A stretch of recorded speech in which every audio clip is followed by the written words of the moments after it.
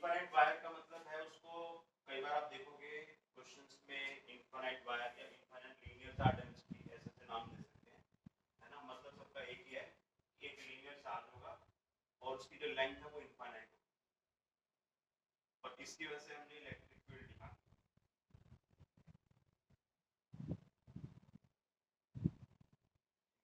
Plus infinity और ये minus. तो इलेक्ट्रिक फील्ड निकालने के लिए गॉस थ्योरम जो है उसमें हमने क्या डिस्कस किया था, हमें गॉसियन सरफेस बनानी होती है। जहां पर भी इलेक्ट्रिक फील्ड निकालनी है वहां पर गॉसियन सरफेस बनानी है। तो सपोज क्वेश्चन में बोला गया है कि यहाँ से r डिस्टेंस पे हमें इलेक्ट्रिक फील्ड कैलकुलेट करनी है। तो यहाँ से r डिस्टेंस पे हमने गॉसियन सरफेस बना दिया।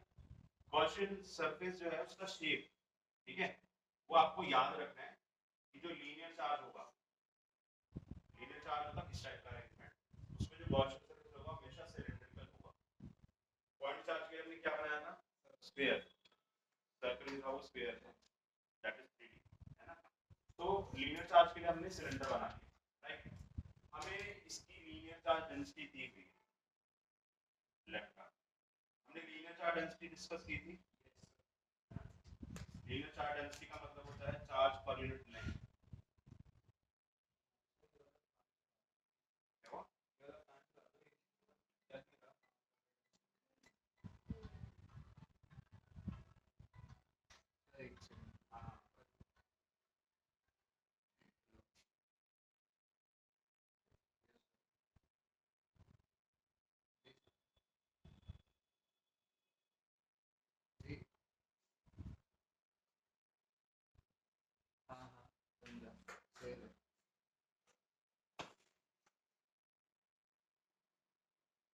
तो यहाँ पर ये जो हमें लीनियर चार्ज डेंसिटी दी हुई है लैम्डा, ये कांस्टेंट है ना। कांस्टेंट का मतलब है आपको कैसे पता लगेगा कि जो लैम्डा है वो कांस्टेंट है।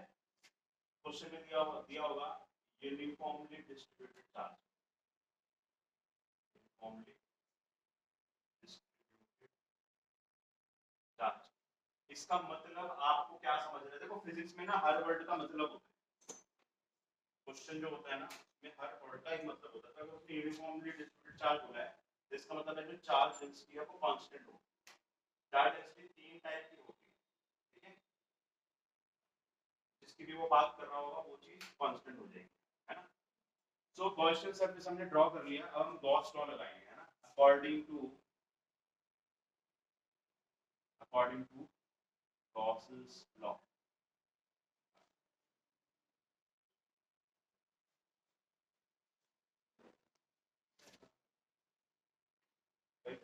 बैक चेयर कर।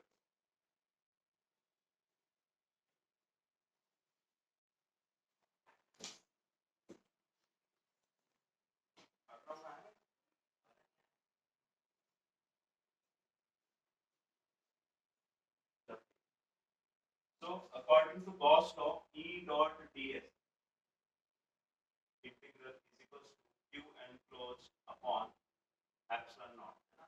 इसका इंटीग्रल ये हमारा गॉस लॉ है। इसमें जो q enclosed है वो क्या होता है, q enclosed basically Gaussian surface के अंदर का चार्ज। यस। तो ये जो हमने सिलेंडर बनाया है इस सिलेंडर के अंदर कितना चार्ज है वो हमें पता करना है और वो यहाँ पर हमें लिख देना है। तो ये जो सिलेंडर है इसकी हाइट मैंने h मान। तो लैम्डा का मतलब क्या होता है, charge of a unit length, है ना। अगर यूनिट लेंथ का चार्ज लैम्डा है तो h लेंथ का चार्ज कितना होगा, लैम्डा इनटू h, है ना। ये कुछ उसी तरीके का सिनेरियो है। सपोज हमारे पास 9 बॉक्सेस हैं, इसको हम यूनिटरी मेथड बोलते हैं, है ना। हर एक बॉक्स में 3 बॉल्स हैं।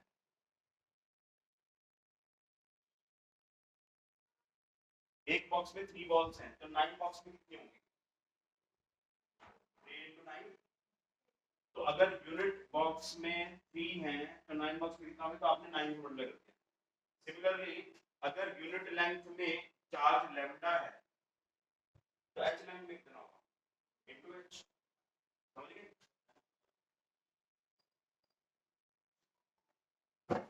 ठीक है। तो क्यू एन क्लोज हमारा आ चुका है। और एक बात आप याद रखिएगा, सिलेंडर वाले केस में हमें तीनों सरफेसेस जो हैं उनको अलग अलग डील करना होगा। ये टॉप सरफेस है, इसको अलग से डील करना है।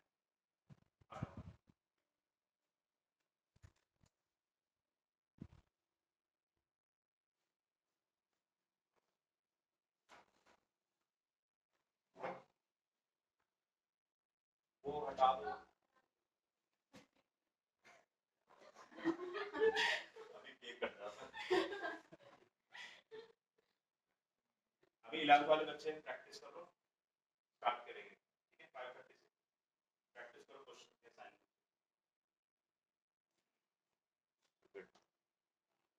ओके है ना। तो क्यू एंड क्लोज हमारा लेफ्ट हैंड को आ चुका है ना। अब ये जो हमारा कर्व्ड सरफेस है,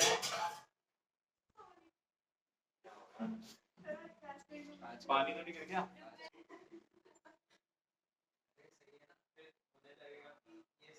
और ये YouTube पे चलेगा ना। क्लास की बात है। हाँ मैं एडिट कर नहीं पाया, मैंने एडिट डाल दिया। टाइम में चक्कर में लेट हो गई क्लास। कोई बात नहीं, एडिटिंग के लिए मैं बंदा ढूंढ रहा हूँ, कोई बात नहीं। चलो देखो वापस याद रखिएगा, सिलेंडर के केस में हमें तीनों सरफेस को अलग अलग डील करना है। ये टॉप सरफेस है, ये बॉटम सरफेस है, और ये वाली कर्व सरफेस है, ठीक है। तीनों सरफेस को अलग डील करना है। अलग डील करना मतलब ये जो हम फ्लक्स लिख रहे हैं E डॉट ds, इसमें टॉप सरफेस का अलग से लिखेंगे E डॉट ds, फिर बॉटम का अलग से लिखेंगे E डॉट ds, और कर्व्ड का अलग से लिखेंगे E डॉट, ठीक है। सर्कल वाला सिंबल इसमें नहीं आएगा, क्योंकि ये सिंबल तब लगता है जब एनक्लोज्ड सरफेस, ये क्लोज्ड पाथ, उसमें इंटीग्रेशन होता है ना। ये पूरा सरफेस एनक्लोज है, लेकिन अगर आप इसको अलग अलग करके रखते हो तो एनक्लोज नहीं हुआ ना, तो वो साइन हट जाएगा। And it should be equal to Q enclose which is lambda h by epsilon naught, ठीक है। अब एक चीज इधर देखो सभी बच्चे ध्यान से, इसका जो एरिया वेक्टर है, जैसे ये सिलेंडर है हमारे पास, ठीक है, दिस इज सिलेंडर, इसका जो टॉप सरफेस है उसका एरिया वेक्टर ऐसे होगा। एरिया वेक्टर मैंने आपको बताया था ना, जो सरफेस होता है उसके परपेंडिकुलर होता है ना। तो इसका इस सरफेस का जो एरिया वेक्टर है वो इधर होगा, और जो इलेक्ट्रिक फील्ड लाइंस हैं वो कुछ ऐसे होंगी along the surface, है ना। इलेक्ट्रिक फील्ड लाइंस रेडियली ऐसे जा रही है, तो एरिया वेक्टर ऊपर की तरफ, दोनों इसमें एंगल कितना हुआ 90। तो ये जो फ्लक्स है E डॉट ds, इसमें cos थीटा आता है, तो cos जो है 90 डिग्री को कितना हो जाएगा 0, तो ये वाला जो टर्म है ये 0 हो जाएगा, है ना, ये वाला टर्म 0। फिर बॉटम की बात करते हैं, बॉटम वाला सरफेस जो है उसमें एरिया वेक्टर से नीचे की तरफ आएगा परपेंडिकुलर, है ना। ये सरफेस है जिसका एरिया वेक्टर है, और जो इलेक्ट्रिक फील्ड है वो रेडियली आउटवर्ड, है ना, लाइक दिस। वैसे डायग्राम में मैं आपको ड्रॉ कर देता हूँ। ये एरिया वेक्टर है, ये इलेक्ट्रिक फील्ड है, तो इनका जो एंगल है वो 90 डिग्री,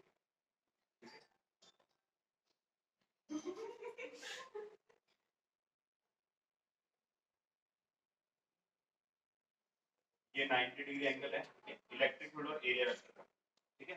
तो इससे बॉटम वाला जो है ये भी 90 डिग्री 0, ठीक है। तो ये वाला टर्म भी 0 हो गया। अब बचा एक टर्म, ठीक है, इसी को हमने लिखना है E dot ds curve lambda h by epsilon. इतना नोट डाउन करो, फिर हम आगे कर लिया। ये हो गया पूरा, अच्छा ठीक है, नो प्रॉब्लम। कर्व वाला ये अभी हम लिखेंगे, ठीक है। हाँ कर्व, कर्व का मतलब है ये वाला जो है ना ऐसे सर्कुलर वाला सरफेस की बात।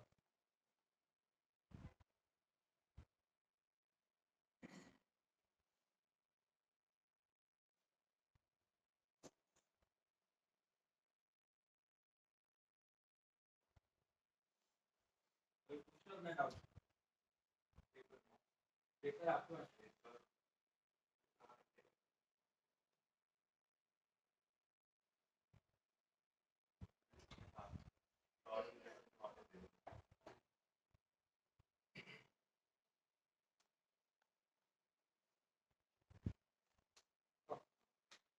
इसमें क्वेश्चन है what is the direction of electric field at the equatorial point of an electric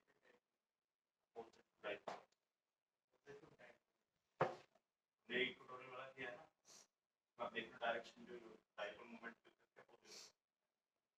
arrow देखना, डायपोल मोमेंट इधर है तो इलेक्ट्रिक फील्ड इक्वेटोरियल वाली इधर आएगी, तो डायग्राम से देख कर ही आप देखो ds जो है स्मॉल एरिया वेक्टर को बोलते हैं। वैसे तो एरिया वेक्टर को हम a से रिप्रेजेंट करते हैं, अगर लेकिन अगर एरिया स्मॉल होगा तो हम ds वेक्टर से रिप्रेजेंट करते हैं।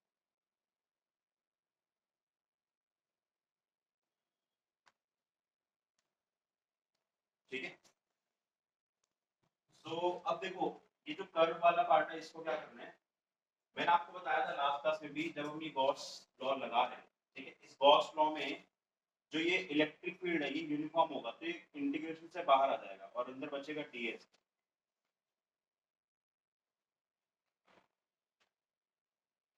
ठीक है, अब ये वाला जो पार्ट है ना, इसको देख के टेंशन में नहीं आ जाना कि अब हमें इंटीग्रेशन करना पड़ेगा, ये इंटीग्रेशन नहीं है, इसका मतलब जो है, मतलब इसको सॉल्व करके जो पूरा आएगा वो आएगा गॉसियन सरफेस का सरफेस एरिया। ये हम कौन सी गॉसियन सरफेस की बात कर रहे हैं, कर्व की बात कर रहे हैं। जो सिलेंडर है उसका कर्व सरफेस एरिया कितना होता है बताओ, 2 पाई r, तो E into 2 पाई r h है ना, this is surface area of curve surface. अभी हम यहाँ पर सिर्फ कर्व की बात कर रहे हैं इसलिए हमने कर्व वाला ही लिया है, lambda h by epsilon not, h से h कैंसिल हो गया तो E हो जाएगा आपका lambda by 2 pi epsilon not r। This is electric field of infinite wire. ठीक है, ये जो इलेक्ट्रिक फील्ड आई है ना, इसको हम एक और तरीके से डिराइव करेंगे, वहां से भी सेम फॉर्मूला है which tells us about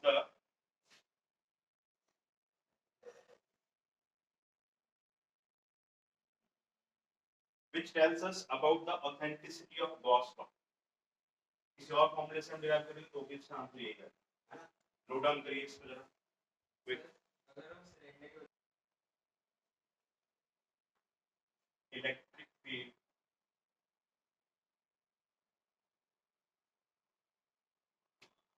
due to infinite sheet,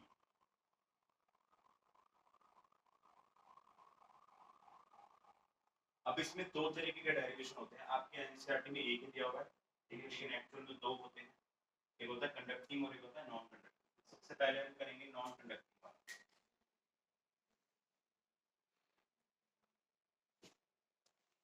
electric field due to infinite sheet, इसका क्या मतलब है, सपोज एक शीट है, ठीक है, ये जो शीट है ये इनफाइनाइट है, इस मतलब इसका नाम हमने इनफाइनाइट शीट रखा हुआ है, इसका मतलब ये नहीं है कि ये बहुत बड़ी शीट है, ऐसा नहीं है।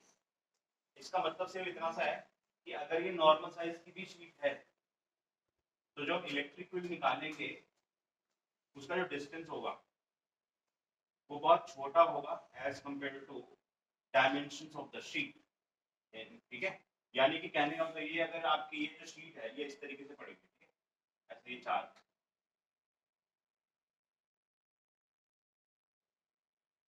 तो ये जो शीट है इसकी डायमेंशन बहुत बड़ी है और आप जो इलेक्ट्रिक फील्ड है वो बहुत छोटे डिस्टेंस पे निकाल, this distance is very small. ये है इनफाइनाइट का मतलब, इनफाइनाइट का मतलब ये नहीं कि शीट बहुत बड़ी है, इनफाइनाइट का मतलब है कि वो डिस्टेंस बहुत छोटा है। ठीक है, इसका जो यूज है वो कैपेसिटर्स में होता है, अभी हम आगे देखेंगे। ठीक है, कैपेसिटर जो टॉपिक आएगा उसमें आएगा। सो इसकी इलेक्ट्रिक फील्ड हमने कैलकुलेट करनी है और हमें पता है गॉस थ्योरम लगाने के लिए हमें क्या बनाना होता है, गॉसियन सरफेस। गॉसियन सरफेस यहाँ पर जो है आप सिलिंड्रिकल भी बना सकते हो और क्यूबॉइड भी बना सकते हो, दोनों बना सकते हो। हमें सिलेंडर अच्छा लगता है तो हम सिलेंडर बना लेते हैं।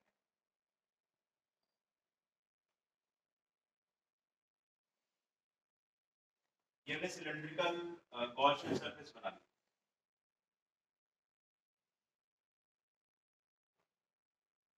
ठीक है, अब ये जो शीट है हमारी, इसकी जो इलेक्ट्रिक फील्ड लाइंस है वो कुछ इस तरीके से होंगी। ठीक है, इलेक्ट्रिक फील्ड लाइंस इधर को है, ठीक है, ई मान लेते हैं और ये कांस्टेंट है, और ये जो हमने सिलेंडर माना है इसका जो एरिया है रेडियस r मान लेते हैं और एरिया इसका a मान लेते हैं, एरिया हम a मान लेते हैं। अगर इसका एरिया a है तो इसका भी एरिया a होगा, सिलेंडर की दोनों साइड एरिया सेम होगा, है ना। तो अब हम गॉस थ्योरम लगाएंगे, according to Gauss law E dot ds integral is equal to q enclosed upon epsilon। यहाँ पर हमें क्वेश्चन में सरफेस चार्ज डेंसिटी दी हुई, सरफेस चार्ज डेंसिटी को हम किससे रिप्रेजेंट करते हैं, सिग्मा से। ठीक है, और ये कांस्टेंट है, क्वेश्चन में दे रहा है, यानी कि यूनिफॉर्मली डिस्ट्रीब्यूटेड चार्ज है। जहां पर भी लिखा होगा यूनिफॉर्मली डिस्ट्रीब्यूटेड चार्ज का क्या मतलब होगा, चार्ज डेंसिटी इज कांस्टेंट, है ना। तो सिग्मा आपका कांस्टेंट हो गया। नाउ अब मुझे एक बात बताओ, अगर ये सिलेंडर इस शीट में से आर पार हो रहा है तो सिलेंडर के बीच में जो चार्ज होगा मतलब इसके अंदर वो यही वाला होगा, है ना? तो ये ऐसा सिनेरियो है।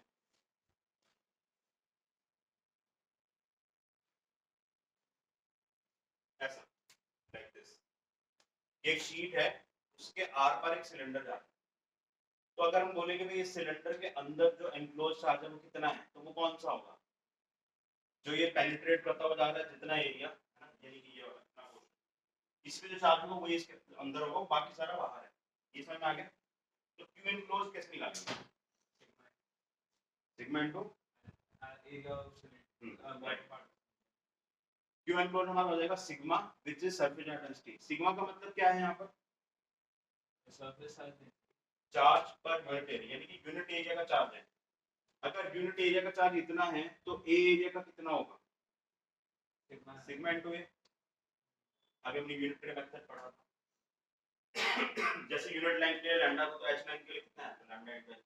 ऐसे ही यूनिट एरिया के लिए सिग्मा है तो ए एरिया के लिए कितना होगा? सिग्मा इनटू ए, है ना, इन अ सिमिलर वे। तो ये क्यू इनक्लोज्ड आ गया। अब आपको सर एरिया से क्यों मल्टीप्लाई किया? ए, क्योंकि इसका एरिया और इसका भी एरिया ए ही होगा। सिलेंडर है ना, क्रॉस सेक्शन पूरा सबका सेम ही होगा। क्यू इनक्लोज्ड आ गया हमारा। अब अगेन इसको हम तीन पार्ट्स में डिवाइड करेंगे, जैसे अभी पहले सिलेंडर के केस में किया था। तीन पार्ट्स में इसको डिवाइड करेंगे। ये हो जाएगा राइट सरफेस, ये हो जाएगा लेफ्ट सरफेस, ये हो जाएगा कर्व। ठीक है, तो इसको हम अलग अलग करके लिख लेते हैं। ये हो जाएगा आपका curve E dot D x, E dot D x right, E dot D x left. और ये सारा जो है वो क्यू एनक्लोज्ड जो कि सिग्मा ए है ना, क्यू एनक्लोज्ड की वैल्यू डाल दी है तो ये इसके बराबर है। अब आप ध्यान से देखिए, जो कर्व्ड सरफेस है इसका एरिया वेक्टर ऐसे होगा और इलेक्ट्रिक फील्ड ऐसे है। दोनों बीच में एंगल कितना है? 90 डिग्री। जो ये ऐसे मतलब सिलेंडर ऐसे है, एरिया वेक्टर ऐसे है परपेंडिकुलर टू सरफेस, है ना, और इलेक्ट्रिक फील्ड ऐसे है, तो दोनों बीच में एंगल 90 डिग्री। तो जो कर्व्ड वाला पार्ट है इसमें थीटा आपका कितना हो गया? 90 डिग्री। तो cos 90 डिग्री होता है 0, इसलिए वाला टर्म हो जाएगा। राइट साइड वाला, इसमें जो इलेक्ट्रिक फील्ड लाइंस है और एरिया वेक्टर है दोनों सेम डायरेक्शन में। इलेक्ट्रिक फील्ड हो गया, ये एरिया दोनों सेम डायरेक्शन में, एंगल कितना होगा? 0। cos 0 हो जाएगा,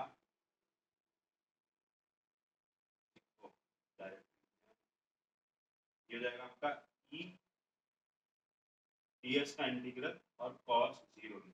ठीक है, इसका लिखिए। अब लेफ्ट वाले का क्या होगा? लेफ्ट वाले में भी इलेक्ट्रिक फील्ड इधर है और एरिया वेक्टर इधर है, इसमें भी एंगल 0 डिग्री होगा, है ना, सिमिलर जैसे यहाँ पर वैसे यहाँ पर। तो E बाहर आ गया, ds का integration cos 0 degree sigma a by. ठीक है, चलिए तो पहले आप इसको इतना नोट डाउन करिए, फिर हम आगे बात करें। ये वाला जो टर्म है, ठीक है, इसको हम सॉल्व करते हैं फर्दर। ठीक है, इसमें जो हमारा ds है, ये ds क्या रिप्रेजेंट कर रहा है? एरिया ऑफ गॉसियन सरफेस, है ना।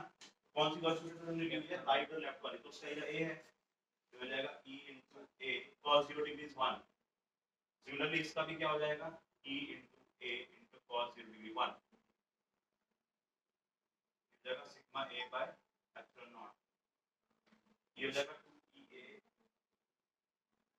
by epsilon नॉट, है ना। एरिया से एरिया कट गया तो इलेक्ट्रिक फील्ड की वैल्यू होगी sigma by 2 epsilon not. This is electric field of a non conducting sheet.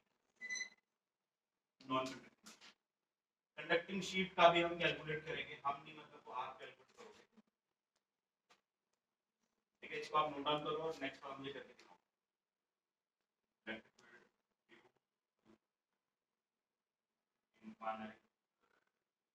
Sheet, अब हम बात कर रहे हैं कंडक्टिंग।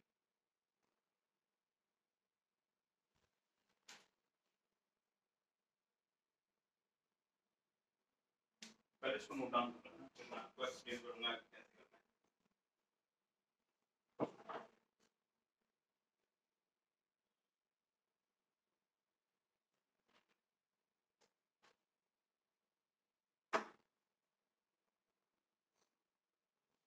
अब देखो सही बच्चे से देखो, जो कंडक्टिंग वाला केस है, कंडक्टिंग वाले केस में इस केस से अलग क्या होगा, एक ही चीज अलग होगी, बाकी सारी डेरिवेशन सेम है। क्या क्या अलग चीज होगी, जैसे यहाँ पर हमने जो शीट बनाई है इसमें हमने जो चार्ज दिखाया है वो एक ही तरफ दिखाया है ना, लेकिन जो कंडक्टिंग होती है ना शीट, उसमें चार्ज दोनों तरफ होता है। ये कंडक्टर्स की प्रॉपर्टी होती है। ये जो चार्ज है वो हमेशा आउटर मोस्ट सरफेस पे जाकर बैठ जाएगा।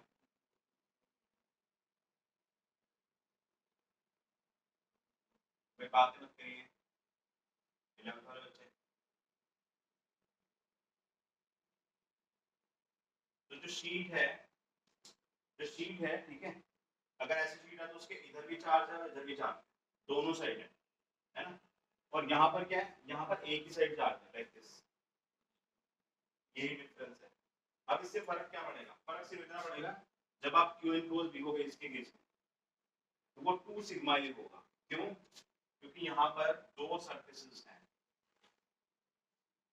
दो सरफेसेस क्यों है, क्योंकि चार्ज दोनों साइड पे है ना। तो जब आप सिलेंडर बनाओगे,